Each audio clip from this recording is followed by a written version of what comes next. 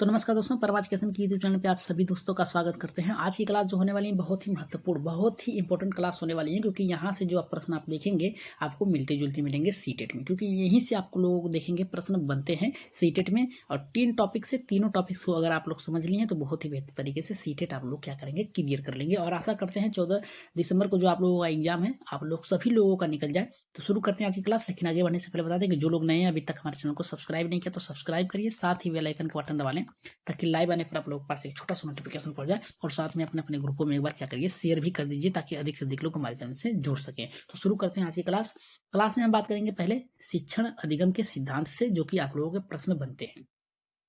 शिक्षण अधिगम के सिद्धांत में सबसे पहले आता है हमारे यहाँ पे पॉलाव। तो पॉलाव से जो प्रश्न बनता है हमारा, पॉलाव किसके लिए जाने जाते हैं, तो उद्दीपक के लिए जाने जाते हैं। उद्दीपक होता क्या है, सबसे पहले ये जान लेते हैं। देखिए, वातावरण में उपस्थित वे सभी चीजों हमें प्रभावित करते हैं, उद्दीपक कहलाता है। वातावरण में जैसे कि जिस प्रकार से हम कह सकते हैं, एक दीपक को देखकर एक बालक जो उसे छूने का प्रयास करता है, याद रखिएगा, तो और उसका हाथ जल जाता है। जलने के बाद उसे ये पता चल जाता है कि हमें दीपक को नहीं छूना चाहिए। जहां पर भी वो लौ को देखता है छूने का प्रयास नहीं करेगा, उसे पता है कि अब छुएंगे तो हाथ जल जाएगा। तो यही उद्दीपक होता है जिससे आप प्रभावित होते हैं। वातावरण में किसी चीज से आप वो प्रभावित हो रहे हैं तो वो क्या है, उद्दीपक है।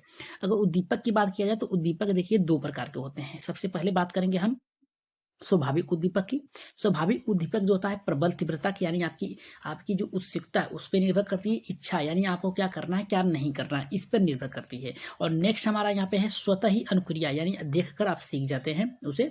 और दूसरा होता है अस्वाभाविक। अस्वाभाविक उद्दीपक के अंतर्गत आता है आपकी आपकी इच्छा पर निर्भर करता है कि आपको उस कार्य को करना है या फिर नहीं करना है। अस्वाभाविक मतलब होता है जिसपे आपका दबाव न हो। तो वातावरण में उपस्थित वो सभी चीजें जो हमें प्रभावित करती हैं उद्दीपक कहलाते हैं, इतना याद रखिएगा। और इनसे अगर हमें क्या करना चाहिए, याद रखिएगा, विद्यालय में शिक्षक का कार्य क्या होना चाहिए, अधिक से अधिक मतलब प्रश्न बनता है शिक्षक से, ठीक। तो पहला हमारा अवलोकन है। अवलोकन से अगर देखिए, कहने का मतलब ये है कि अवलोकन का मतलब ये होता है कि अगर बालक कोई कार्य कर रहा है तो उसे देखें कि कौन सा बालक कार्य को कर रहा है और कौन सा बालक कार्य को नहीं कर रहा है और किस प्रकार से कर रहा है, उसकी कठिनाई क्या है, उसे दूर किया जा सके। और दूसरा हमारा यहाँ पे पाठ्यक्रम विश्लेषण, यानी पाठ्यक्रम का जो क्रम है उसे विश्लेषण यानी बांट कर थोड़े थोड़े खंडों में करके देना चाहिए, जिस प्रकार से सरल प्रकरण होना चाहिए। याद रखिएगा, अधिक से अधिक प्राथमिक कक्षाओं में 1 से लेकर 5 तक की कक्षाओं में सरल प्रकरण वाले होने, वातावरण बालक के वातावरण से जोड़कर पढ़ाने वाली क्रियाएं होनी चाहिए। नेक्स्ट है कठिन प्रकरण। कठिन प्रकरण अगर है तो उसे क्या करना चाहिए, बालक को नहीं आता है तो वो कठिन है प्रकरण, उसे क्या करना चाहिए, छोटे छोटे खंडों में क्या करना चाहिए, बांट देना चाहिए, विभाजित करके देना चाहिए ताकि बालक कर सके। नेक्स्ट हमारा यहाँ पे साहचर्य। साहचर्य का ही मतलब होता है क्या होता है, तो देख लीजिए, साहचर्य का मतलब होता है जोड़ना। याद रखिएगा, साहचर्य का मतलब होता है जोड़ना, इतना याद रखिएगा। साहचर्य से प्रश्न बनता है तो साहचर्य मतलब होता है जोड़ना। अगर ये माइंड में आपके बना है तो याद रखिएगा, आप प्रश्न को सॉल्व कर लेंगे। नेक्स्ट है जोड़कर बालक को समझ प्रस्तुत करना, यानी छोटे छोटे प्रकरणों को जोड़कर बालक को पढ़ाना। जिस प्रकार से हम कह सकते हैं कि एक पेड़ है और पेड़ के सभी खंडों को बांटकर फिर इसके बाद उसे एकत्रित करके बढ़ाना चाहिए। और निश्चय अनुकरण यानी दोहराना, यानी शिक्षक अगर कुछ कार्य कर रहा है तो देखना है कि कौन सा बालक कर रहा है तो उसे बताना चाहिए कि इस प्रकार से करना चाहिए। दोहराना कहीं कहीं आपका नेगेटिव होता है, लेकिन यहाँ पे शिक्षक से संबंधित है कक्षा में, तो उससे आपका अनुकरण सकारात्मक होगा। नेक्स्ट है हमारा यहाँ पे कोहल वर्ग, या फिर कर सकते हैं कोहलर। तो कोहलर देखिए सूच के सिद्धांत के लिए जाने जाते हैं और ये गेस्टालवादी भी हैं। याद रखिएगा, जो कोहलर है गेस्टालवादी हैं, पूर्णतः गेस्टालवादी हैं। और गेस्टालवादी कौन कौन से हैं, तो याद रखिएगा, कोपका भी गेस्टालवादी हैं, वर्धमान भी यहाँ पे गेस्टालवादी हैं, और को यहाँ पे कट लेविन ये भी गेस्टालवादी हैं पूर्णतः, याद रखिएगा। तो नेक्स्ट हमारा यहाँ पे है शिक्षक को कक्षा में बालक से के सामने क्या रखना चाहिए। तो सबसे पहले समस्या रखनी चाहिए जिसे बालक सुलझाने का प्रयास करे, जिससे उसकी मानसिक, याद रखिएगा, मानसिक स्थिति मजबूत हो। दूसरा, नई सूचना यानी नए ज्ञान का निर्माण करने वाला हो। पूर्व ज्ञान यानी बालक के पूर्व ज्ञान से जोड़कर जो भी आपको पढ़ाना है उससे पढ़ाया जाए। और यहाँ पे द्वंद्व का मतलब होता है अगर लंबे समय तक यहाँ पे द्वंद्व, याद रखिएगा, द्वंद्व के बाद भी निष्कर्ष ना आता है तो बालक क्या होता है, कुंठा हो जाता है। कहीं कहीं द्वंद्व आएगा, कहीं कहीं कुंठा आता है। और यहाँ पे सूचना का अधिकार का क्रियाशील, यानी बालक को कुछ भी पढ़ाएं वो उसके अधिकार यानी उसके समस्त प्रस्तुत हो। समाधान यानी क्या है, बालकों के समाधान का सबसे पहले शिक्षक को क्या करना चाहिए, निवारण करना चाहिए। नेक्स्ट है हमारा यहाँ पे सूझ। सूझ का सिद्धांत याद रखिएगा, कॉलर ने दिया है, इतना बात आप लोग याद रखिएगा। सूझ मतलब क्या है कि किसी चीज को करते समय बालक के साथ उसकी सहभागिता पर निर्भर करता है कि वो किस प्रकार से कर रहा है। अगर कहीं फंसता है तो बालक का निवारण करना चाहिए। नेक्स्ट हमारा यहाँ पे है शिक्षण विधियां। शिक्षण विधियां किससे संबंधित है, यहाँ से प्रश्न बनता है। यहाँ पे किंडरगार्टन विधि है, याद रखिएगा। किंडरगार्टन शब्द जर्मनी भाषा के किंडर किंडर शब्द जो है याद रखिएगा जर्मनी भाषा शब्द से। इस विधि के द्वारा शिक्षण सर्वप्रथम जर्मनी के में किया गया था। इस विधि का प्रतिपादन फ्रावेल महोदय ने किया था, याद रखिएगा। किंडरगार्टन जो पद्धति है या फिर जो कह सकते हैं कि ये कहाँ से निकली है, तो जर्मन भाषा से निकली हुई है किंडर शब्द, और ये जो है सर्वप्रथम जर्मनी में किया गया था इसका प्रयोग, और इसके प्रतिपादन जो है यहाँ पे फ्रावेल महोदय है। इस विधि के माध्यम से 3 से 7 वर्ष, याद रखिएगा किंडरगार्टन विधि कितने बच्चों पर निर्भर करती है, कितने वर्षों के, तो 3 से 7 वर्ष के बच्चों पर यह शिक्षा प्रदान की जाती है। और इसकी ये किस प्रकार से दी जाती थी, इस विधि में खेल विधि के द्वारा पूर्व प्राथमिक शिक्षा, प्रारंभिक शिक्षा और पूर्व ज्ञान केंद्रित होता है। यानी खेल विधि पे, यानी खिला खिला कर, यानी खिला खिला का मतलब होता है खेल खेल में सिखाने का, यहाँ पे सिखाने का प्रयास किया जाता है। और पूर्व प्राथमिक शिक्षा यानी पहले की जो शिक्षा है उसके साथ जोड़कर, और प्रारंभिक शिक्षा जो चल रही है उसके साथ शिक्षा दी जाती है। नेक्स्ट है हमारा यहाँ पे इस विधि के माध्यम से फ्रावेल महोदय ने निम्न बातों पर जोर दिया था। फ्रावेल महोदय ने किन बातों पर जोर दिया था, पहला सर्वप्रथम उन्हें बताना कि प्रारंभिक स्तर पर बालक की सर्वप्रथम स्कूल में प्रवेश लेते समय उन्हें खेल माध्यम से शिक्षा दी जानी चाहिए। यानी जो बालक प्रवेश ले रहा है शुरुआती क्रम में, यानी कह सकते हैं कक्षा 1 और 2 में, तो उन्हें खेल के माध्यम से सिखाना चाहिए। और इनकी शिक्षा गीत संगीत पर जोर देता है, यानी क्या है, गाने पर जोर देता है। यानी आप कोई भी चीज पढ़ा रहे हैं तो किसी मनोरंजन के तौर पर पढ़ाएं ताकि बालक सीख सके अच्छे से। और छोटे बालक जो होते हैं मनोरंजन पे ही भाग लेते हैं अधिक से अधिक। तो यहाँ पे करा प्रारंभिक स्तर पर बालक को गीत में अधिक रुचि सर्वाधिक रखते हैं, क्योंकि वो गाना गाते हैं और उन्हें गा गा कर ही सिखाना चाहिए। फ्रावेल महोदय का ये मत है। अगर एक शब्द में बात करें यहाँ पे फ्रावेल के बारे में, तो सबसे महत्वपूर्ण टॉपिक हमारा ये है कि ये जर्मनी के रहने वाले थे। ये खेल विधि के जनक माने जाते थे। इनकी शिक्षा जो थी 3 से 7 वर्षों के बालकों के लिए थी, और पूर्व ज्ञान, पूर्व प्राथमिक यानी नर्सरी की बात किया जाए, नर्सरी कक्षाओं के लिए थी। और इनके ये शिक्षकों के द्वारा होने चाहिए, याद रखिएगा ये जो है शिक्षकों के द्वारा होने चाहिए। और एक सहायिका होनी चाहिए थी। सहायिका का मतलब है एक लेडीज शिक्षक होनी चाहिए जो खेल विधि के द्वारा विद्यालयों में सिखाए। और एक खेल विद्यालय भी होना चाहिए जिसमें बालक खेल खेल से सीख सके। तो आगे बढ़ते हैं नेक्स्ट टॉपिक से हमारा। देखिए सर्वप्रथम बालकों को क्या करना चाहिए, खेल के माध्यम से सिखाना चाहिए। इन्होंने बताया था खेल के माध्यम में गीत होनी चाहिए, गीत के माध्यम से, ठीक। और खेल के माध्यम से अगर बात की जाए तो गीत और संगीत में होनी चाहिए। यहाँ पे गति होनी चाहिए, हाव भाव होनी चाहिए, जिसमें गतिक में शारीरिक होनी चाहिए और हाव भाव में मानसिक होनी चाहिए। नेक्स्ट है हमारा यहाँ पे रचना और सृजनात्मकता, याद रखिएगा ये रचनात्मक और सृजनात्मक होनी चाहिए जिसमें बालक का मानसिक स्तर बढ़ सके। ये भी टॉपिक्स आपको याद करना है। अगर मांटेसरी की बात किया जाए, यहाँ पे मांटेसरी विधि प्रतिपादन इटली की पहली महिला डॉक्टर मारिया मांटेसरी को कहा जाता है, याद रखिएगा। जो इन्होंने प्रतिपादन किया था ये कहाँ की रहने वाली थी, मारिया मांटेसरी विधि जो थी ये इटली की पहली डॉक्टर महिला मांटेसरी थी।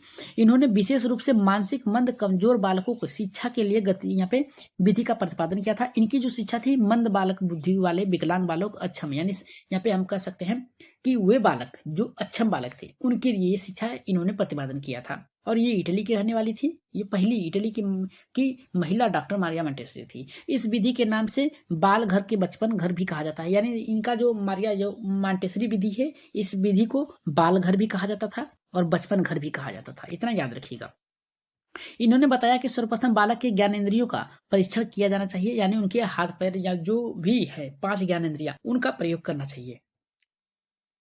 नेक्स्ट हमारा यहाँ पे नेक्स्ट प्रश्न हमारा यहाँ की टॉपिक हमारा कि प्रशिक्षण के आधार पर आवश्यकता अनुसार बालकों को उनके ज्ञानेंद्रियों का परीक्षण किया जाना चाहिए। यानी किस प्रकार से इनके, देखिए अक्षम बालकों का मतलब ये होता है कि वो अपने वातावरण में अपने परिवेश में जी ले, अच्छे से अपने को डाल सकें, उसमें रह सके, इतना इनका कार्य होता था। जिस प्रकार से अगर बालक कोई यहाँ पे विकलांग बालक है तो वो पकड़ने का कार्य कर सके, ठीक है, ज्ञान इंद्रियों का प्रयोग करना चाहिए। नेक्स्ट हमारा यहाँ पे है बालक को उनके ज्ञान इंद्रियों का प्रशिक्षण पूर्ण करने के बाद, यानी पूर्ण हो जाने के बाद उनके कर्म इंद्रियों का परीक्षण किया जाना चाहिए था। परीक्षण के आधार पर बालकों के कर्म इंद्रियों को प्रशिक्षित किया जाना चाहिए था, इससे बालक का उनका समुचित प्रयोग किया जा सके। नेक्स्ट है हमारा यहाँ पे प्रश्न है जो कि आप लोगों को बहुत ही अच्छे तरीके से इसका उत्तर देना है। तो पहला हमारा देखिए क्या कह रहा है कि विकलांग बालक ऐसे बालक होते हैं जो केवल मानसिक रूप से दोष युक्त होते हैं, केवल शारीरिक रूप से दोष युक्त होते हैं, केवल संवेगात्मक रूप से यहाँ पे क्या होते हैं, युक्त होते हैं। और नेक्स्ट हमारा यहाँ पे कह रहा है कि मानसिक, शारीरिक, संवेगात्मक तीनों रूप से क्या होते हैं, दोष युक्त होते हैं। तो राइट आंसर जो जाएगा हमारा यहाँ पे किसके साथ जाएगा, चौथे के साथ जाएगा। जितने लोगों का चौथा एकदम करेक्ट है। नेक्स्ट प्रश्न पे आगे बढ़ते हैं, देखते हैं नेक्स्ट प्रश्न हमारा यहाँ पे क्या कह रहा है। नेक्स्ट प्रश्न हमारा कह रहा है कि ऐसे बालक जिसमें ऐसे शारीरिक दोष होता है जो किसी रूप से उसे साधारण क्रियाकलापों में भाग लेने से रोकता है, सीमित रखता है, विकलांग बालकों के संदर्भ में यह कथन कौन सा मनोवैज्ञानिक का है। पहला कह रहा है कि डीजी फोर्स, दूसरा कह रहा है एडलर, तीसरा करा है कोहलबर्ग और चौथा करा है किमन यंग। तो राइट आंसर यहाँ पे दूसरे का किसके साथ जाएगा, तो हमने आप लोगों को ऊपर ही बताया है, क्रो एंड क्रो के साथ जाएगा। राइट आंसर जाएगा हमारे यहाँ पे तीसरे के साथ जाएगा। आगे बढ़ते हैं यहाँ पे तीसरे प्रश्न पे। तीसरा प्रश्न देख लेते हैं क्या कर रहा है हमारा। तीसरा प्रश्न हमारा कह रहा है विशेष रूप से प्राथमिक स्तर पर विद्यार्थियों को सिखाने संबंधित समस्याओं को संबोधित करने का सबसे बेहतर तरीका कौन सा होता है। तो पहला हमारा कह रहा है यहाँ पे अक्षमता के अनुरूप विभिन्न प्रशिक्षण पद्धतियों का प्रयोग करना, दूसरा हमारा कह रहा है महंगी चमकदार सामग्री प्रयोग करना, और तीसरा कह रहा है सरल रोचक सहायक सामग्रियों का प्रयोग करना, और चौथा कह रहा है हमारा कहानी कथन पद्धति का प्रयोग करना। तो तीसरे का राइट आंसर हमारा किसके साथ जाएगा, तो राइट आंसर जो जाएगा हमारा यहाँ पे पहले के साथ जाएगा, तीसरे का। अक्षतम यहाँ पे कह रहा है कि अक्षमता के अनुरूप विभिन्न शिक्षण पद्धतियों का प्रयोग करना ताकि बालक उसे आसानी से सीख सके। तो राइट आंसर जाएगा हमारे यहाँ पे पहले के साथ। आगे बढ़ते हैं यहाँ पे चौथे प्रश्न पे। चौथा हमारा कह रहा है कि डिसलेक्सिया किससे संबंधित है। पहला कह रहा है मानसिक विकार से, दूसरा कह रहा है गणितीय विकार से, तीसरा पठन विकार से, चौथा कह रहा है व्यवहारिक संबंधित विकार से। तो राइट आंसर यहाँ पे चौथे का किसके साथ जाएगा, तो यहाँ पे डिसलेक्सिया की बात किया है, याद रखिएगा डिसलेक्सिया संबंधित आपका है तीसरे से, पठन विकार से। ठीक, मानसिक से दिया है, डिसमोर्फिया दिया है, यहाँ पे डिसमोर्फिया से दिया है, और यहाँ पे गलती दिया है डिसकैलकुलिया से दिया है, और यहाँ पे पठन से दिया है यहाँ पे डिसलेक्सिया से दिया है। ठीक, राइट आंसर जो जाएगा हमारा यहाँ पे तीसरे के साथ जाएगा। आगे बढ़ते हैं यहाँ पे पांचवें प्रश्न पे। पांचवा देख लेते हैं क्या कह रहा है हमारा। पांचवा प्रश्न कह रहा है कि पांचवी कक्षा के दृष्टिबाधी विद्यार्थी को क्या करना चाहिए। निचले स्तर के कार्य करने के लिए छूट मिलनी चाहिए। दूसरा कह रहा है कि माता पिता मित्रों के दैनिक कार्यों में सहायता करनी चाहिए, और तीसरा कह रहा है के साथ कक्षा में समान रूप से व्यवहार किया जाना चाहिए, श्रव्य सीडी माध्यम की सहायता लेनी चाहिए, और चौथा कह रहा है कि के साथ कक्षा में विशेष व्यवहार करना चाहिए। तो राइट आंसर यहाँ पे पांचवें का किसके साथ जाएगा, तो यहाँ पे राइट आंसर जो जाएगा हमारे यहाँ पे पांचवें का हमारा तीसरे के साथ जाएगा। जितने लोगों का तीसरा आया एकदम करेक्ट होगा। आगे बढ़ते हैं यहाँ पे छठे प्रश्न पे। छठा प्रश्न देख लेते हैं क्या करा है। करा कि शारीरिक रूप से अक्षम बच्चों का यहाँ पे समानतः डैश होता है। पहला करा है डिसकैलकुलिया, दूसरा करा है डिसलेक्सिया, चौथा करा है, तीसरा करा है डिसग्राफिया, और चौथा करा है हमारे यहाँ पे डिस्थीमिया। तो डिस्थीमिया जो होता है तनाव की अवस्था होती है, डिसग्राफिया जो होती है लिखने से संबंधित होती है, याद रखिएगा। डिसकैलकुलिया जो होती है गणितीय अक्षमता से होती है। तो बचा हमारा छठे का हमारा राइट आंसर जो जाएगा हमारे यहाँ पे किसके साथ जाएगा, अक्षमता। देखिए शारीरिक रूप से अक्षम बालकों की समानता किससे होती है, तो हमारा डिस्ग्राफिया से होती है, वो लिख नहीं पाते हैं। तो राइट आंसर यहाँ पे जाएगा, यहाँ पे पठन से होगा ये। तो राइट आंसर जाएगा हमारे यहाँ पे तीसरे के साथ जाएगा। आगे बढ़ते हैं यहाँ पे सातवें प्रश्न पे। सातवां प्रश्न हमारा कह रहा है कि भाषा अवरोध से संबंधित विकार कौन सा है। चलघात होता है, पठन वैकल्पिक होता है, वाक्य संबंधित होता है, और यहाँ पे कह रहा है कि बालागम भाषाघात होता है। तो राइट आंसर सातवें का किसके साथ जाएगा, तो भाषा अवरोध की बात किया है, तो राइट आंसर भाषाघात के साथ जाएगा। जितने लोगों का आया एकदम करेक्ट होगा। आगे बढ़ते हैं यहाँ पे आठवें और आज की क्लास का लास्ट प्रश्न है। तो हमारा देखिए कह रहा है कि निम्नलिखित में से कौन सा विकासात्मक विकार का उदाहरण नहीं है। नहीं की बात किया है, तो आत्मविमोह, मस्तिष्कघात, पर अभिघात तनाव, और यहाँ पे कह रहा है कि न्यून अवघात घात। तो इसका राइट सक्रिय विकार, तो इसका राइट आंसर आप लोग कहाँ देंगे, कमेंट बॉक्स में इसका उत्तर देंगे। आप लोग कमेंट बॉक्स में इसका उत्तर देंगे आज की क्लास का। तो आज की क्लास कैसी लगी एक बार कमेंट बॉक्स में अपना राय सुझाव जरूर दीजिएगा, और शेयर कर दीजिएगा अपने अपने ग्रुपों में ज़्यादा से ज़्यादा संख्या में, याद रखिएगा। तो अगली क्लास संस्कृत की चलाई जाएगी जल्दी। तो आज के लिए इतना ही, धन्यवाद। सब्सक्राइब करके जाइएगा।